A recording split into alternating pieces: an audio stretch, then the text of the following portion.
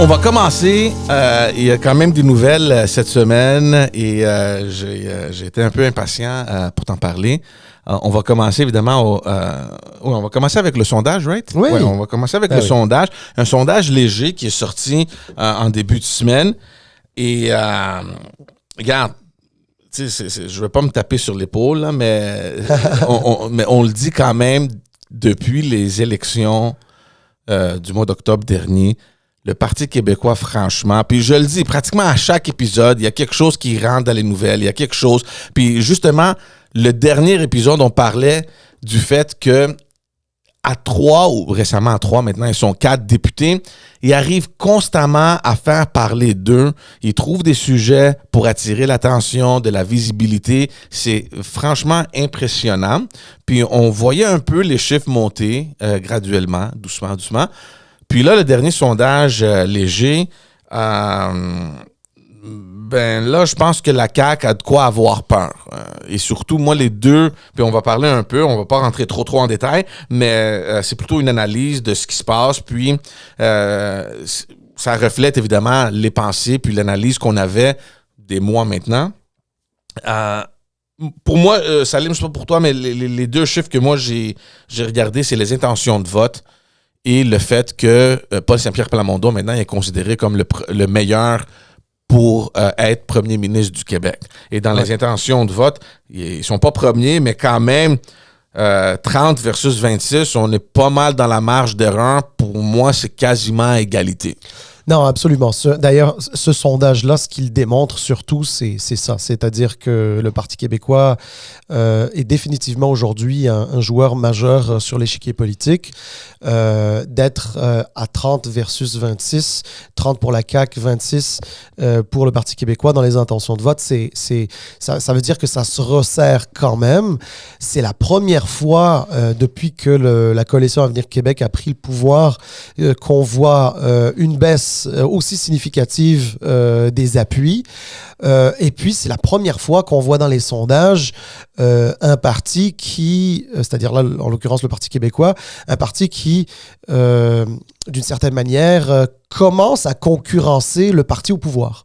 Et ça, c'est quand même impressionnant. Et c'est d'autant plus impressionnant qu'effectivement, quand on voit des sondages d'opinion comme ça, il faut pas voir juste ces chiffres-là, il faut voir d'autres aspects. Puis l'autre aspect, tu en as fait mention, c'est que Paul Saint-Pierre Plamondon est aujourd'hui, selon ce dernier sondage-là, considéré comme le meilleur premier ministre devant le premier ministre lui-même, François Legault.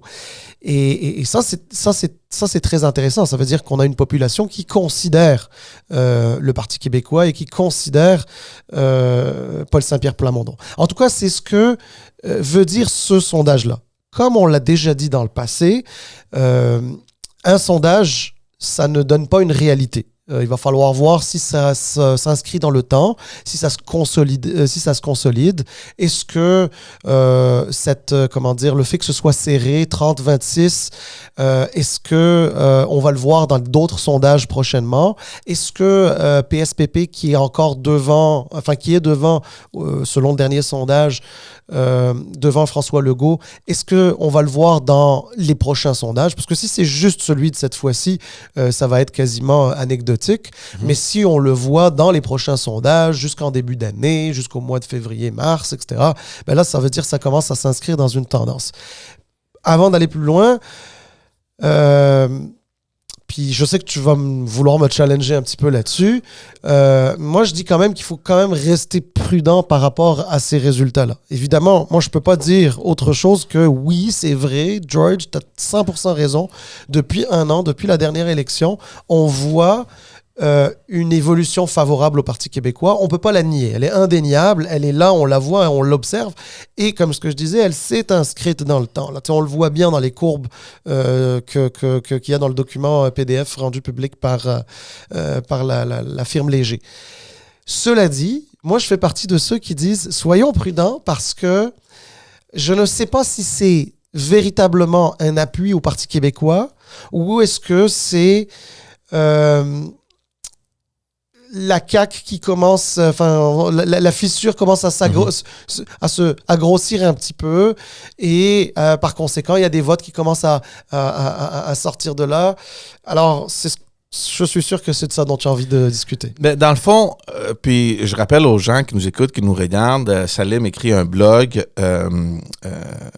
Rappelle-moi, c'est Électron Libre. Électron-libre.ca, électron libre au pluriel.ca. Et le dernier que tu as écrit, c'est justement sur ce sujet-là. Est-ce que c'est une montée du PQ ou, comme tu as dit, plutôt une baisse de la CAQ ou peut-être une combinaison des deux? Ça reste à voir. Sur le sondage, sur la question du sondage et sur la question de « Ah, ben c'est un sondage, attendons voir », mais moi, j'ai envie de te dire que c'est pas juste un sondage. Ça fait plusieurs sondages maintenant qu'on est en train de voir le PQ augmenter ses appuis. Moi, je pense que la tendance est déjà là. Peut-être qu'elle elle ne s'est pas encore concrétisée, mais je pense qu'il y a assez de résultats et assez de sondages qui ont été faits par le passé, les dernières semaines, peut-être les derniers mois, qui montrent une tendance pour le PQ. Une bonne tendance, c'est-à-dire pour le PQ. Oui. L'autre chose, c'est ce que tu as dit, que est-ce que c'est la CAQ? Ça se peut très bien parce que dans le sondage aussi, il y a le pourcentage de satisfaction envers le gouvernement, puis ben, il y a plus de gens qui sont insatisfaits qu'il y en a qui le sont. Puis ça, évidemment, ça se reflète sur peut-être la montée du PQ aussi. La question que moi, qui me revient toujours, tu sais, quand on regarde un sondage, puis c'est sûr que comme tu as dit, tu as un peu raison aussi, on ne peut pas juste se fier sur les résultats d'un sondage. Sur la question de la montée du PQ, comme je t'ai dit, moi je pense que la tendance est déjà là. Mais sur cette question-là, sur les intentions de vote et sur le PQ, ou Paul Saint-Pierre Plamondon qui est perçu comme le meilleur premier ministre, quand je vois ces résultats-là, je me demande toujours, c'est quoi qui a déclenché ça? Pourquoi les gens, tout à coup, regardent à un autre chef de parti puis disent on a besoin de quelqu'un d'autre? C'est quoi cette bougie d'allumage qui dit que est-ce que c'est le temps peut-être de regarder ailleurs? Et on a encore parlé de ça, il y a plusieurs épisodes maintenant. Il y a pas mal de votes péquistes dans la CAQ, comme il y a du vote libéral. Est-ce qu'on va voir une CAQ qui va se diviser? Est-ce que ces votes-là vont retourner à la maison? D'où est-ce que la CAQ est allée piger ce vote-là? Pour les libéraux, c'est un gros point d'interrogation pour l'instant. Pour le PQ, je pense que ça risque de peut-être être le cas. Est-ce que c'est la campagne? Est-ce que c'est l'élection partielle dans Jean Talon? Est-ce que, je sais pas, qu'est-ce que, d'après toi, est arrivé pour que les gens ont dit, garde, assez, c'est assez, gardons l'offre qui existe ailleurs? Oui, écoute, c'est une très bonne question, puis si tu me permets, je vais juste faire une petite mise en contexte. Tu sais, d'une manière générale, c'est tout à fait normal que dans la vie d'un gouvernement, on oscille un petit peu dans les sondages. Donc, parfois, on est un peu plus haut, parfois, on est un peu plus bas. C'est tout à fait normal. Moi, je te rappelle que pour la CAQ, ce qui était anormal, c'est qu'ils ont toujours été hauts et très hauts dans les sondages. Ouais. Toujours. Mais c'est normal qu'ils soient hauts, mais pas pour aussi longtemps. Oui, non, exactement. En fait, c'est dans ce sens-là que je le disais. Donc, aussi longtemps. C'est-à-dire que la lune de miel entre la CAQ et l'électorat, à tout le moins dans ce qu'on a vu dans les sondages, a duré très longtemps. Ouais. Et alors, évidemment, il y en a certains qui s'en réjouissent, mais la réalité, c'est qu'il y a un retour du balancier de ça. C'est parce que le fait que que ça ne change jamais, que l'aiguille a toujours été plutôt haute, tu te dis que le jour où ça va commencer à changer, malheureusement, ça peut être un peu violent, le retour du balancier, puis c'est un peu ça qu'on observe. Bon, deux choses. La première, c'est que c'est tout à fait normal. La CAQ, elle vient de finir, elle vient de terminer la première année de son deuxième mandat. Ça veut dire que ça fait 5 ans que la CAQ est au pouvoir.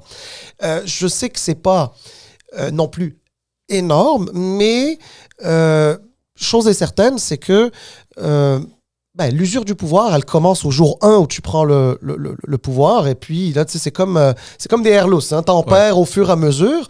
Puis, il ne faut pas oublier qu'il y a eu la pandémie où il y a eu une surmédiatisation. Et donc, cette surmédiatisation fait en sorte aussi que,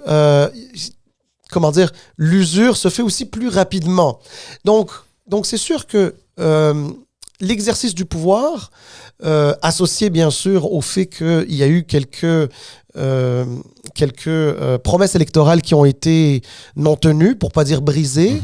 Je parle notamment du troisième lien, mais ce n'est pas le seul, le seul projet abandonné. Et donc, c'est sûr que ça peut avoir déclenché quelque chose qui fait en sorte qu'il y a une espèce de grogne. Mais en même temps, il faut se le dire, qu'il n'y ait pas de grogne à l'endroit d'un gouvernement, c'est pas normal. Ouais. C'est pas normal. Un gouvernement est là pour gouverner, est là pour régner. Régner, tu comprends ce que je veux dire? C'est-à-dire mettre en place un programme sur lequel il s'est fait élire. Et faire bouger les choses, ça déplaît forcément à des gens. Et donc, c'est pas anormal non plus de baisser dans les sondages. Donc, je veux pas dire par là que aujourd'hui, commencer à dire c'est la fin de la CAQ, c'est terminé, les gens vont rentrer à la maison au PQ ou rentrer à la maison chez les libéraux. Non, on n'est pas là. Mais par contre, chose est certaine, c'est qu'on observe aujourd'hui à l'intérieur de cette grogne ou ce désenchantement envers la CAQ, on observe peut-être quelque part l'envie de commencer à se dire, OK, elle est où l'alternative? Puis là, l'alternative, on la voit pas nécessairement encore dans le PLQ, qui n'a pas fait parler de lui pour les bonnes raisons nécessairement dans les dernières années. Je parle un peu, je parle de notamment les questions internes, là, les petites gestions internes qui n'ont pas bien été, quoique il y a un rapport qui est venu leur donner un souffle un petit peu. Je parle de Québec solidaire qui a déçu aux dernières élections et qui là souffrent aussi de quelques problèmes internes avec leur course au co-porte-parole là, je ne sais pas comment ils appellent ça, anyway.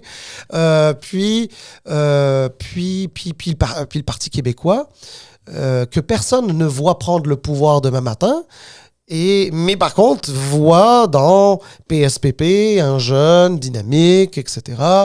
On voit aussi dans les autres députés comme Pascal Bérubé, quelqu'un de conviction. Et puis, les gens étaient prêts à parquer, excuse-moi l'anglicisme, à stationner, si tu veux, leur vote temporairement au PQ. Moi, c'est comme ça que je le vois et je l'interprète. L'avenir nous dira si j'ai raison ou tort. C'est sûr que l'usure, c'est quelque chose qui arrive. Puis moi, ce que je regarde, puis on va pas en parler parce qu'on veut garder quand même des sujets pour des épisodes futurs, mais il y a plein d'affaires dans l'échéancier maintenant qui risquent encore là de venir donner un coup à la CAQ. Il y a les négociations qui ne vont pas bien. Il y a l'éducation que c'est un peu shaky. La dernière décision d'augmenter les frais de scolarité pour les universités anglophones, c'est vraiment quelque chose que l'opposition, que les libéraux ont pris, puis ils font un peu leur cheval de bataille sur ça. N'oublions pas non plus qu'eux aussi ont des pots cassés à réparer avec la communauté anglophone.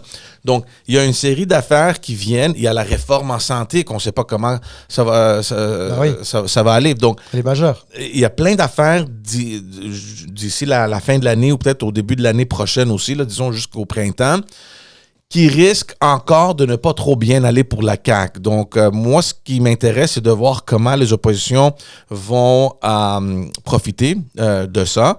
Mais pour revenir au sondage et pour laisser, c'est sûr que moi, le PQ, c'est pas une surprise. On en parle depuis qu'on a commencé ce podcast-là, de ce vent que le PQ a trouvé. Mais ce sondage-là, et on a discuté un petit peu, mais pas trop, la question hypothétique, qu'est-ce qui arriverait si le PQ vraiment prendrait l'avance dans les intentions de vote, puis s'il y avait cet appui-là? On se demandait il y a plusieurs mois maintenant, hypothétiquement, qu'est-ce qui arrive dans une situation comme ça? Est-ce qu'il y a d'autres répercussions? Puis je pense très souvent au Parti libéral du Québec. Je pense que ce sondage-là, c'est pas juste bon pour le Parti québécois, c'est aussi bon aussi pour le Parti libéral. Et je reviens sur quelque chose que toi, tu avais dit, je sais pas quand, là, mais dans un autre épisode, où, d'après toi, puis je suis d'accord un peu avec toi, il ne peut pas coexister dans une situation de pouvoir et la CAQ et le PQ en même temps. Il y a quelqu'un qui va prendre quelque chose, puis il y a du mouvement qui va se produire. Le seul souhait que j'ai pour les libéraux, c'est qu'ils en profitent un peu de cette montée du PQ pour aller, eux aussi, chercher le vote qu'ils ont perdu à la CAQ. Donc ça, c'est une chose. Donc, parce qu'il n'y a pas beaucoup de personnes qui en parlent de ça. C'est sûr qu'on parle du PQ parce que c'est eux autres que ces résultats bénéficient, puis c'est correct. Mais il y a l'autre côté de la médaille que peut-être on ne regarde pas. Moi, je me méfierais de ça si j'étais à la CAQ, le Parti libéral. Et c'est pour ça que je pense que c'est tellement urgent pour ce parti d'aller trouver un chef le plus rapidement possible parce que, comme on a mentionné dans le passé, ils ont pénétré un peu cette armure de la CAQ. Il y a une fissure maintenant. Les sondages, ça va pas très bien. Ils ont besoin d'un vrai chef dans le Parlement pour eux aussi solidifier une montée hypothétique ou je sais pas trop comment la décrire. Et pour finir sur ce sondage-là, et encore là, on en a discuté, et tu as bien fait dans le dernier épisode, je pense, de mentionner que M. Legault va tout faire pour éviter de parler de souveraineté ou de se camper. Est-ce que je suis souverainiste? Est-ce que je suis fédéraliste? Qu'est-ce que je... Tu sais, puis, on va le voir venir, là, je suis certain, le PQ, ils vont le pousser là-dessus. C'est ça qu'ils veulent. Et si ça arrive, ou s'il y a un petit signe qu'il va vouloir se camper quelque part pour éviter une chute ou quoi que ce soit, qu'est-ce qui va arriver dans ce caucus? Oui. Moi, c'est ça que je pense. Ben écoute, il y a beaucoup d'éléments super importants dans tout ce que tu viens de dire. Tu sais, déjà, premièrement, à ta question, donc, qu'est-ce qui se passerait, admettons que le Parti québécois passe même devant dans les sondages? C'est difficile pour moi de répondre, j'ai pas de boule de cristal. Mais par contre, tu as évoqué quelque chose que effectivement, ben, c'est une de mes thèses, ça vaut ce que ça vaut. Mais moi, je pense sincèrement qu'il n'y a pas véritablement je pense pas qu'il y ait de place véritablement pour les deux partis sur l'échiquier politique. La raison est très simple. Les deux partis poussent pour une sorte de nationalisme identitaire. Et celui qui l'incarne le mieux aujourd'hui, c'est la CAQ. Ce qui lui permet d'ailleurs d'aller chercher des nationalistes habituellement plus souverainistes et des nationalistes non sécessionnistes, donc qui ne sont pas nécessairement favorables à la séparation du Québec. Et c'est une coalition. Donc là, c'est le bout que M. Legault a bien réussi. J'ai envie de te dire que le Parti québécois, lui, il offre aussi ce nationalisme-là identitaire, à la différence que lui arrive aussi avec l'idée d'organiser un référendum pour réaliser l'indépendance du Québec. Sauf que, tu sais, dans la tête des gens au Québec, dans la tête de l'électorat, tu sais, c'est une idée qui est lointaine, vague, incertaine. Donc, pourquoi véritablement... dans une vraie élection, je ne te parle pas de sondage, là, mais pourquoi dans une vraie élection, un électeur dans l'isoloir pour une certaine forme de nationalisme identitaire auquel cet électeur-là tiendrait, pourquoi il voterait pour le PQ et une certaine forme d'incertitude alors qu'il pourrait voter pour la CAQ et quelque chose de plus concret? C'est pour ça que moi, personnellement, je ne crois pas que les appuis envers le PQ soient des appuis qui soient solides. Tout du moins, et là je me reprends, ce n'est pas un appui de la vision du Québec qu'a le PQ. C'est peut-être un appui dans le sens que les Québécois ou l'électorat québécois recherchent une alternative.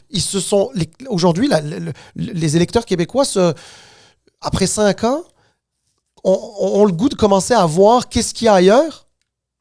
Puis il voit rien. Il voulait voir ailleurs que dans la CAQ, Puis ils voient rien. Ils se tournent vers le PLQ, ils sont pas convaincus. Vers Québec solidaire, ils sont pas convaincus. Vers le Parti québécois, ils sont pas nécessairement convaincus, ils sont pas nécessairement d'accord, mais au moins, il y a une certaine forme de dynamisme, il y a une certaine forme de... Tu sais, on parle souvent de faire de la politique autrement. J'y crois pas vraiment à ce concept-là, parce que depuis Machiavel qu'on dit qu'il faut faire la politique autrement, là, donc ça fait des lustres, là. Mais...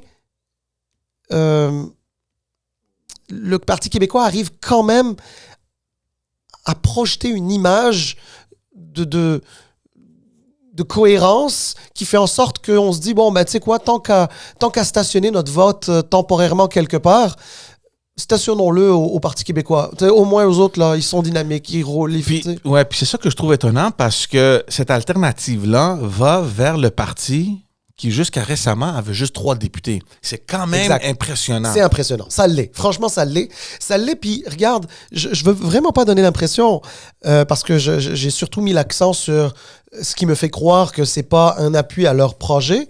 Mais attention, là, je suis pas en train de dire que le Parti québécois ne mérite pas, d'augmenter dans les sondages. C'est pas du tout mon propos. Au contraire. Dans le sens que je crois que il y a beaucoup de choses qu'ils font bien. C'est pas anodin. C'est-à-dire, s'ils montent dans les sondages, c'est pas anodin. Il y a bien sûr la question de l'image du chef qui donne... il y a une certaine forme de sincérité qu'il dégage. On est d'accord, on n'est pas d'accord avec lui, mais c'est l'image qu'il projette. Et puis, tu sais, pour l'électorat qui veut peut-être des gens qui font de la politique un peu différemment, ils peuvent être attirés par ça. Le fait qu'ils aient été juste 3, mais qu'ils soient arrivés à brasser la cage jusqu'à arriver à siéger au Parlement du Québec sans avoir prêté allégeance au roi. Et sans même être dans le Parlement. Sans être, exactement. Pour échanger là-dessus, là, pour débattre. Alors, donc, tu sais, on se dit, oh mon Dieu, c'est des gens de conviction. Puis oui, ils ont montré de la conviction, ils ont montré... Tu sais, donc, il faut leur donner, hein, je veux pas leur enlever quoi que ce soit. La seule chose que je dis, c'est que le fait que ça monte dans les sondages, ça repose plus sur une certaine forme d'image, sur un certain besoin d'alternance que les Québécois ne voient pas ou ne trouvent pas dans les oppositions, plus que sur une adhésion à un programme politique ou à une vision du Québec. La preuve, la souveraineté, elle est stagnante. Je pense à 35% environ. Et encore, moi, j'y crois pas aux 35%. C'est ce que dit le sondage. Je crois au sondage. Mais je veux dire, j'y crois pas dans le sens que s'il devait y avoir un référendum demain, ça tomberait probablement à 25 ou 26. Je dis ça au hasard. Le chiffre, ça peut être 28, j'en sais rien. Mais ce que je veux dire par là, c'est que il y a une idée sentimentale qu'on se fait de la souveraineté, pour laquelle, dans un sondage, on peut dire qu'on est favorable, mais le jour où tu dois la faire, il y a un véritable... tu penses 2 fois. Ouais, tu y penses 2 fois. C'est pour ça que je pense qu'on n'y est pas. Alors, si les Québécois qui donnent Paul Saint-Pierre Plamondon, premier ministre, devant François Legault, et qui mettent le Parti québécois juste en dessous de la CAQ à 26%, mais la souveraineté, elle stagne, bon, ça veut dire qu'il n'y a pas une adhésion à leur programme. Qu'on le veuille ou non, la souveraineté, c'est la première chose. C'est leur article numéro 1, c'est leur raison d'être et d'exister, etc. Donc voilà. On va voir ce qui va se passer, mais... Comme je t'ai dit, moi, j'ai toujours trouvé ça quand même impressionnant. Puis les députés m'impressionnent aussi du Parti québécois. Ils sont excellents. Ouais. Honnêtement, ils sont excellents. Ouais.